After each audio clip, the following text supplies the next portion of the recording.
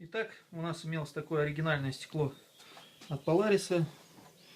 Были прикольные фишки, оно немножко затемненное. Снизу такой кантик идет черненький. Типа спортивный, типа оригинальное стекло такого типа на некоторых американских сайтах стоит в районе $90, что при нынешнем курсе является ценой примерно 5000, да? Но еще учитывая доставку 1000, все равно выйдет где-то в 7000. На оригинальных сайтах, в оригинальных запчастях поларисовское стекло, например, от White Track, модели, которая имеет похожий вот кузовок, да, в принципе такой же, как оказалось, стоит 7000. Вот.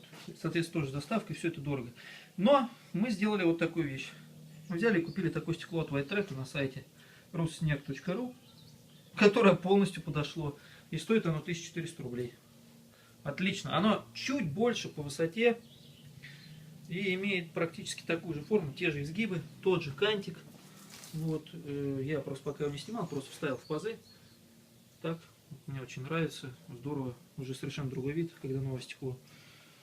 И нужно будет сделать такие вот дырочки, чтобы там дюбели, которые распирают, стояли на своих местах. Вот даже паучок с нами, паучок с нами соглашается. Всем, у кого старые Поларисы,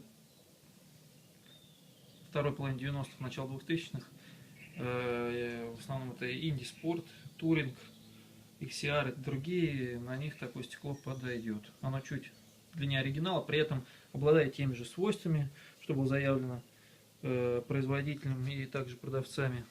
Ну, посмотрим, проверим. В частности, у меня стоит стекло этой же фирмы.